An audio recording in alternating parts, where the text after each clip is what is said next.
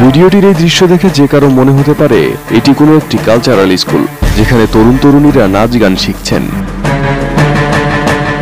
তবে এমনটা ভাবলে ভুল করবেন, কারণ এদেরকে জোরপূর্বক এসব কাজে বাধ্য করা হচ্ছে। আর এটা কোনো কালচারাল ইনস্টিটিউটও নয়, এটি চীনের শিনজিয়াং প্রদেশের একটি কারাগারের ভেতরের চিত্র। আর এরা সবাই উইঘুর মুসলিম। কিছুদিন আগে ওরা সবাই ছিল প্র্যাকটিসিং মুসলিম। এরা সবাই নামাজ পড়তো, কোরআন পড়তো।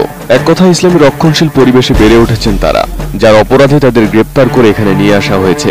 এই হাজতখানাকে বলা হয় পুনঃশিক্ষা শিবির, যেখানে মস্তিষ্কের চিন্তা পরিবর্তন করা হয়।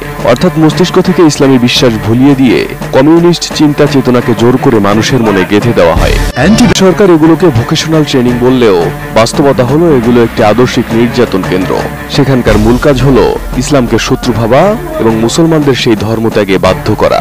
এছাড়া বন্দীদের চীনা কমিউনিস্ট পার্টির চিন্তাধারা মুখস্থ করতে বাধ্য করা হয়।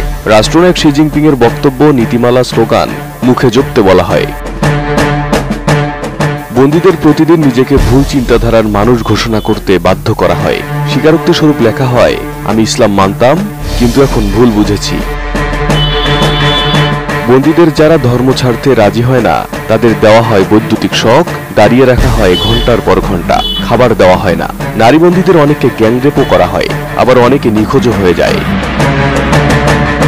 মিহিরিগুল তুরসুন নামের এই নারী 3 বার বন্দী হন এই ক্যাম্পে, যেখানে 60 নারীকে গাদাগাদি করে রাখা হয় একটি ছোট্ট কক্ষে। নামাজ তো দূরের কথা, ঘুমাতেও দেওয়া হতো না। তাকে ইলেকট্রিক শক দেওয়া হয়েছিল, দিনের পর দিন দাঁড়িয়ে থাকতে হতো। একবার তিনি তার 3 সন্তান নিয়ে বন্দী হন, যার একজন মারা যায় ওই ক্যাম্পেই। তিনি জানান, প্রতিদিন মনে হতো মৃত্যুই মুক্তি। আমি শুধু চেয়েছিলাম বেঁচে থাকলেও যেন বিশ্বাসটুকু মরে না যায়। এক পর্যায়ে মিহিরিগুলকে জোরপূর্বক বন্ধা করে দেওয়া হয়। তুরসুনায় জিয়াউদ্দিন নামের এই নারীও 2 বার আটক হন। দ্বিতীয়বার তাকে 8 মাসের বেশি সময় রাখা হয়। নিয়মিত মারধর, পেটে লাথি এবং জোর করে বন্ধ্যত্ব করে দেওয়া হয় তাকে। সাইরাগুল সাউইটবে নামের এই নারী একজন কাজাক নারী শিক্ষক, যাকে বন্দীদের চীনা ভাষা শেখাতে বাধ্য করা হয়। তিনি জানান, তাকে এক নারী বন্দীকে গণধর্ষণের ভয়ানক দৃশ্য দেখতে বাধ্য করা হয় শত শত বন্দীর সামনে। ওই দৃশ্য দেখার পর এখনো আটকে ওঠেন সাইরাগুল। চীন সরকারের এমন ভয়াবহতম দমননীতির সব ক্যাম্পকে জাতিসংঘ, হিউম্যান রাইটস ওয়াচ এবং অ্যামনেস্টি ইন্টারন্যাশনালের মতো মানবাধিকার সংগঠন গণমানবাধিকার লঙ্ঘনের কেন্দ্র হিসেবে উল্লেখ করেছে। যুক্তরাষ্ট্র এগুলোকে গণহত্যা বা জেনোসাইড হিসেবে ঘোষণা করেছে।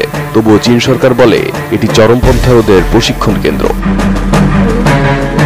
বিশ্ব যখন মানবাধিকার, বিশ্বাস ও সংস্কৃতির অধিকারের কথা বলছে, তখন চীনের শিনজিয়াংয়ে মুসলমানরা কেবল ইসলাম মানার দায়ে শারীরিক ও মানসিক মৃত্যুবরণ করছে। এখানে নামাজ পড়া মানে অপরাধ, রোজা রাখা মানে শাস্তির ঘোষণা, কোরআনের আয়াত মুখস্থই মানে চরমপন্থা। জামাত শিবির হোক,